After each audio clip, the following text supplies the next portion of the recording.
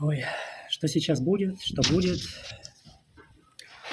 Будет набросный вентилятор, местами переходящий в холивар, между теми, кто все еще покупает квартиры в кондоминиумах, и теми, кто строит дома. И первое, о чем вы меня, наверное, спросите, а ты сам-то на какой стороне баррикады? В чем твоя, прости господи, экспертиза?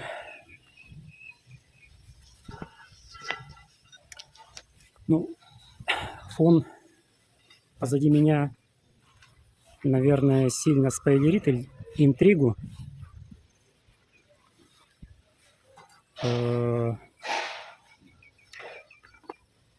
Как бы секрет раскрыт, я на стороне добра и света. И на данный момент на этом участке я построил 2 дома. Большой двухэтажный позади меня я закончил 2 года назад. И сейчас, правда, и сейчас достраиваю двуспальный маленький дом. Он на стадии завершения строительства. 2 дома – это, конечно, не гигантский девелоперский опыт, но давайте будем честны. Половину из нас знает о строительстве дома в Таиланде, половину меньше, чем думает. А другая половина построила домов в половину меньше, чем об этом рассказывает. Поэтому давайте мы будем по возможности избегать таких громких терминов, как инвестор, девелопер. И честно признаем, что чаще всего речь идет в лучшем случае о частном бизнесе, а то и скорее о самозанятости. Я сейчас переключу камеру на фронтальный вид. Чего вам на меня-то смотреть? На мне узоров нету. И теперь немного о том, откуда вообще взялась эта тема. Алгоритмы YouTube мне периодически подбрасывают, и я периодически посматриваю. Так вот, идея записать это видео появилась после просмотра одного ролика, где приглашенная гостья рассказывала о своем опыте инвестиций в недвижимость в Паттайе. Якобы она купила у застройщика около десятка квартир в кондоминиумах как инвестицию. Но почти все интервью в итоге было не про то, сколько дохода она с них получила, а о проблемах. Протекающие стены, некачественная отделка, сломанные потолки, сложности со сдачей, ограничения на краткосрочную аренду и так далее. И я тут прикинул у себя в уме. И вот что мне пришло на ум. Когда люди покупают 8-10 квартир в кондоминиуме, это примерно бюджет 20-25 миллионов бат. 25 миллионов бат. 25 миллионов, Карл! За такие деньги на острове можно построить не один дом, а небольшой проект из нескольких вилл. И вот в этом месте у меня возник вопрос. А зачем вы упорно продолжаете лезть на этот кактус, если по цене бетонной коробки, гадюшники, можно построить сонный дом на курортном острове?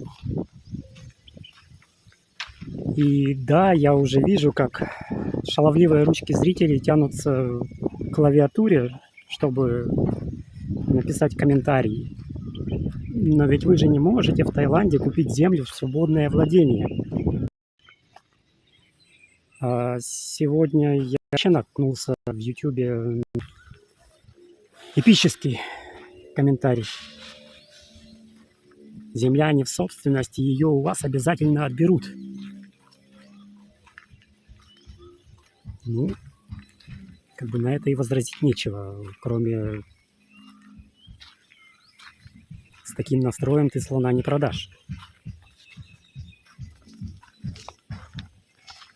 Признаюсь, в вопросе владения у меня есть некоторые преимущества перед большинством из вас. У меня теща тайка, жена тайка, дочь тайка,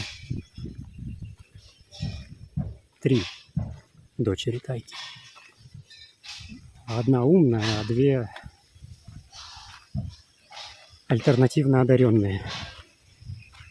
То есть в этом смысле мне, конечно, немножко легче. Ну, хотя это еще как посмотреть. Тем не менее, аренда земли на срок до 30 лет это вполне рабочий вариант и вполне легальный. Давайте будем реалистами. Вы что, хотите передать квартиры в кондоминиуме по наследству?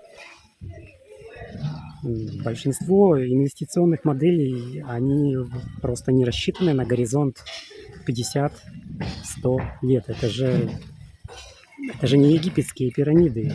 И чтобы планировать в наше время даже на 30 лет вперед, это нужно быть еще тем Нострадамусом. Мое мнение, при правильном управлении и позиционировании дома должны окупиться в течение 10-15 лет. И опять же, договор лизхолдинга можно также передать по наследству или уступить другим лицам и так далее. То есть чисто технически лизхолд – это такой же актив, как и владение недвижимостью, но только ограниченное определенными временными рамками.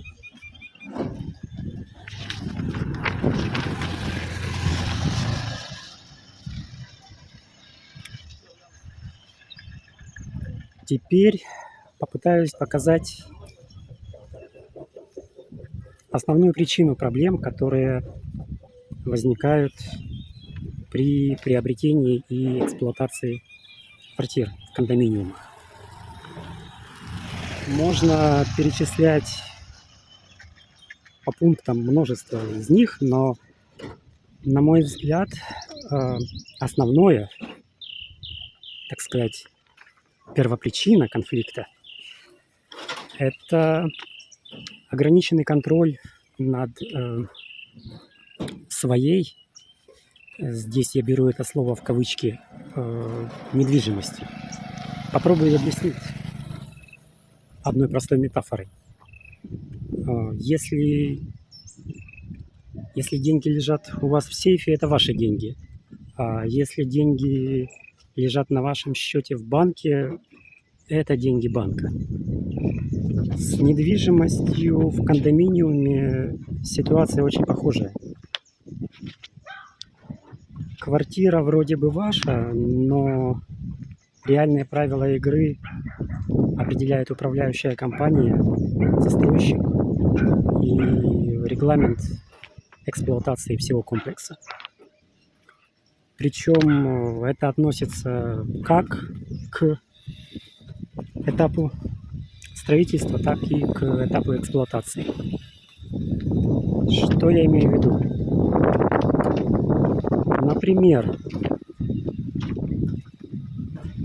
Например, при строительстве дома будут ли бирманские рабочие совершать ошибки, допускать несуразности, не соблюдать регламент выполнения работ и так далее? Да, безусловно, будут. Потому что это часть их национальной идентичности. Их, так сказать, имманентное свойство. Краеугольная скрепа. Но в этом случае у вас хотя бы есть возможность проследить и отчасти исправить допущенные ошибки. В той или иной степени, конечно. Допустим, даже не полностью. Тем не менее, вы сохраняете контроль над строительством. Попробуйте проконтролировать пару сотен бирманцев или камбоджийцев, неважно, на стройке своей квартиры в кондоминиуме. Особенно если вы даже не знаете, какая именно из этих бетонных ячеек окажется вашей. Да у вас в общем случае даже не будет доступа на территорию стройки. Разбираем дальше. Что происходит, когда начинаются проблемы в квартире кондоминиуме? Они рано или поздно возникают всегда. Вопрос только в масштабе этих проблем. Да, вы можете заменить кран самостоятельно, переклеить обои, что-нибудь еще в подобном ключе. Ну, а если, например, потечет стена? Просто потому, что кто-то вывел трубу отвода конденсата прямо внутрь бетонной кладки. И это вполне реальный случай. Вы не можете просто взять и раздолбать свою стену, даже если она формально ваша. Вы не можете переделать коммуникации. Даже балкон перекрасить нельзя, потому что это разрушает дизайн фасада. В случае же собственного дома эти вопросы решаются на ура. Да, это, конечно, может стоить некоторых денег, но вы вправе, по крайней мере, это сделать. Хотите, перекрасьте, хотите, поменяйте крышу, хотите, сделайте пристройку. Ну или, например, вот у вас нет бассейна, как и у нас. Ну, потому что мы, живущие здесь постоянно, очень прохладно относимся к таким вещам, как купание в бассейне, да и купание на море вообще.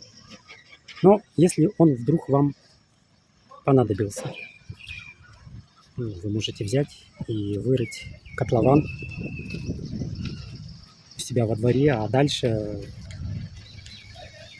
хоть обкладывайте его плиткой, хоть карпов запускайте. Это ваше суверенное право.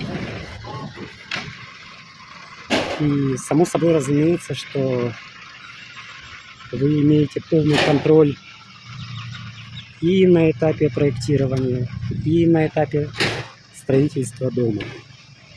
А именно метраж, макет, расположение комнат, количество санузлов,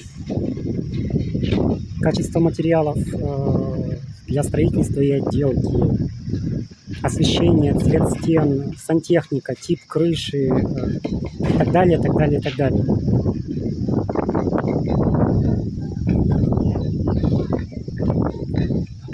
Некоторые в этом месте могут возразить, но позвольте,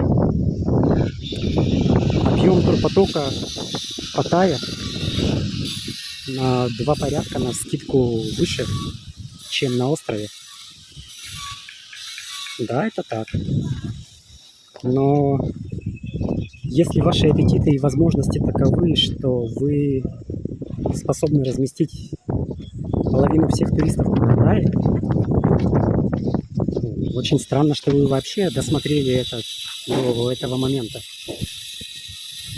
А если мы говорим о размещении 3, 10, 100 человек, то вполне возможно найти их даже на Самуи.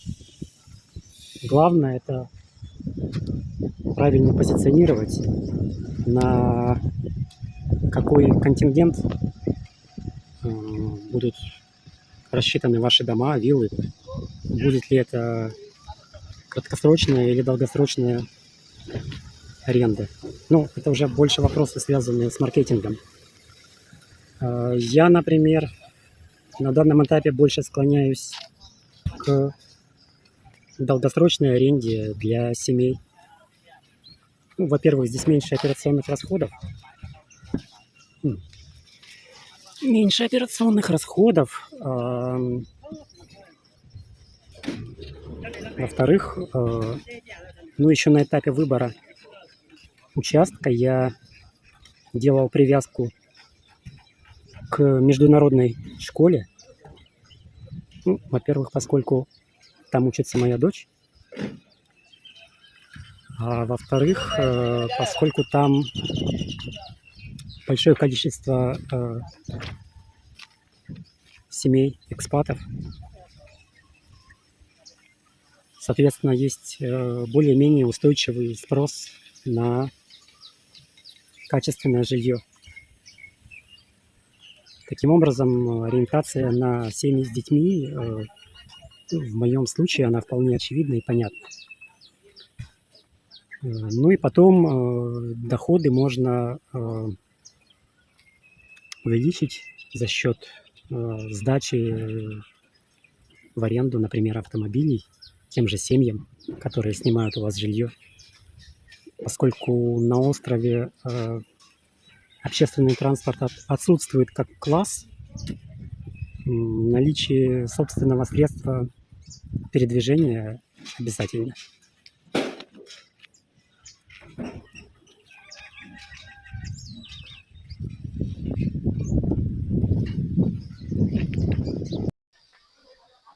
Есть еще один момент, о котором стоит рассказать. Кондоминиумы – это продукт, который можно производить практически без ограничений. Если есть участок земли в городе и разрешение на строительство, на нем можно построить еще одну башню на 20-30 этажей. Через год может появиться еще одна, потом еще. Ну, то есть даже на уровне здравого смысла понятно, что если продукт можно тиражировать практически бесконечно, то его инвестиционная ценность начинает зависеть не столько от уникальности, сколько от маркетинга застройщика. А с домами ситуация принципиально другая. Земля – ресурс ограниченный, особенно на острове. И новые участки здесь не появляются просто по щелчку пальцев. Поэтому Дом– это всегда более редкий актив. И есть еще один интересный культурный момент. У нас верхом престижа считается жить в центре города. Пусть даже в маленькой бетонной коробке, но в центре. А в большинстве стран, развитых стран, люди давно выбрали другую модель. Жить в пригороде, в собственных домах. В том, что называется сабурбия. Мы это не всегда схватываем, но этот тонкий культурно-логический момент присутствует, и его надо учитывать. А следующий фактор– туристический потенциал острова. И сейчас активно обсуждается проект автомобильного моста, который должен соединить Самуи с материком. Если его действительно построят, а разговоры идут про горизонт примерно 8-10 лет, то туристический поток вырастет автоматически. Хотя бы просто потому, что сюда станет легче добраться. А далее, мое мнение, это приведет к транспортному коллапсу в таких оживленных районах острова, как Чаенг, Бапут, вероятно, Ламай. Ну, если только тайцы внезапно не достанут откуда-то из рукава дополнительное пространственное измерение и не построят там новую транспортную развязку, что крайне сомнительно. И тогда вполне возможно, что часть людей начнет искать более спокойные районы на острове, например, на юго-западе. Также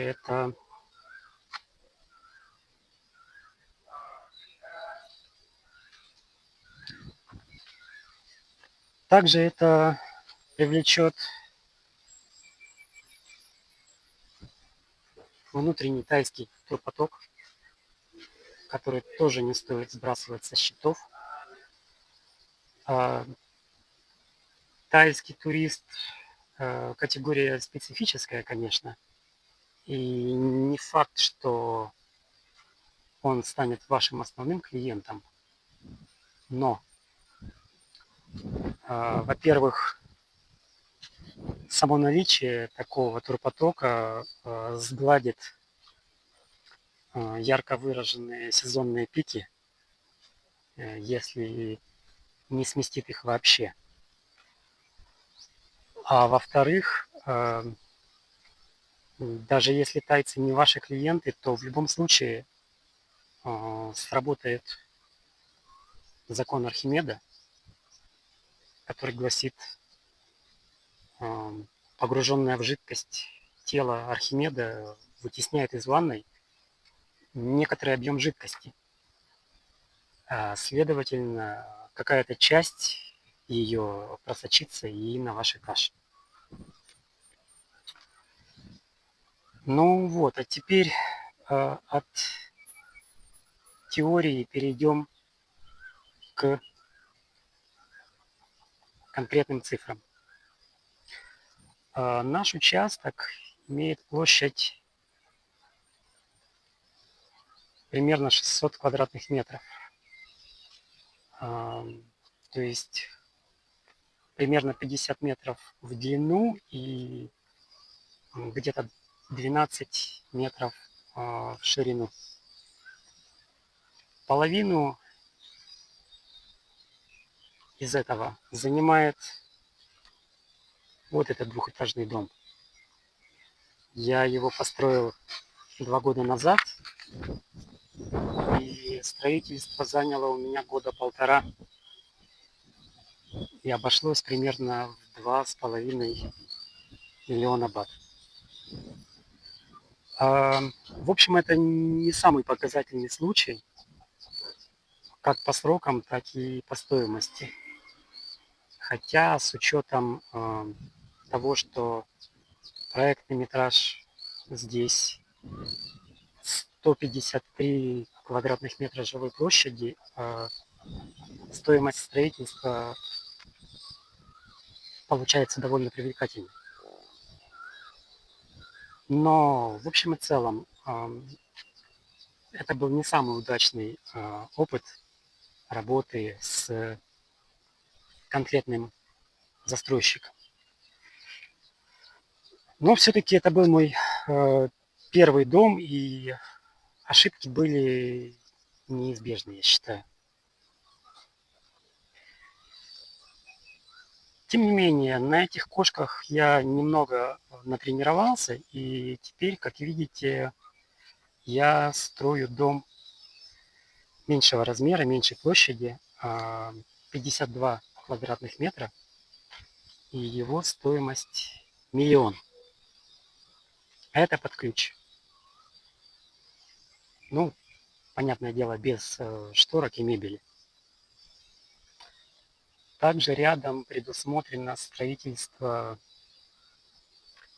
такого же дома. Вот я отметил его габариты.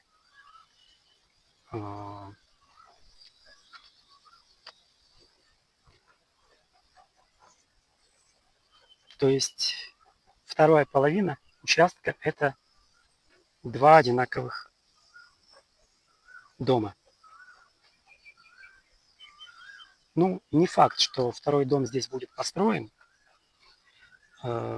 Возможно, я продам эту вторую половину, и кто-то захочет, как вариант, вместо второго дома вырыть бассейн, например. А по срокам строительства на данный момент не прошло еще 2 месяцев с начала постройки. И тем не менее дом уже на стадии укладки плитки. По крайней мере, в ванных комнатах на стенах плитка уложена полностью, и сейчас укладывают плитку в жилых помещениях. То есть навскидку готовность этого дома 80%. Застройщик обещал уложиться в 4 месяца, и в принципе пока что мы в эти сроки укладываемся, и даже с запасом. Много времени мне удалось сэкономить за счет того, что уже был предыдущий опыт, и я уже понимал как логику развития самой стройки, так и порядок взаимодействия с застройщиком и, скажем так, регулирующими органами на местах. Да, еще какие-то средства придется вложить в обустройство, в покупку мебели, каких-то бытовых мелочей, в подводку коммуникаций, а именно электричество, водоснабжение, в озеленение территории. Но даже с запасом, я считаю, это займет 1250-300. И по площади этот дом вполне сопоставим с апартаментами в кондоминиуме. А вот по стоимости, я думаю, выйдет значительно дешевле.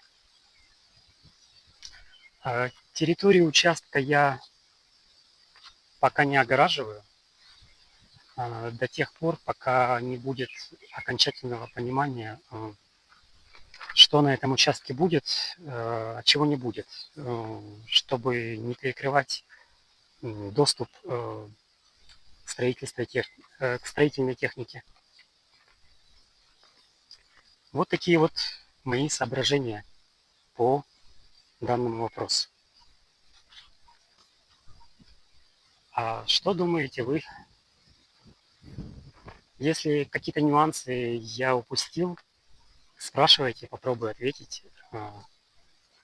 Может быть, даже сниму какое-то отдельное видео с углубленным разбором каких-то моментов.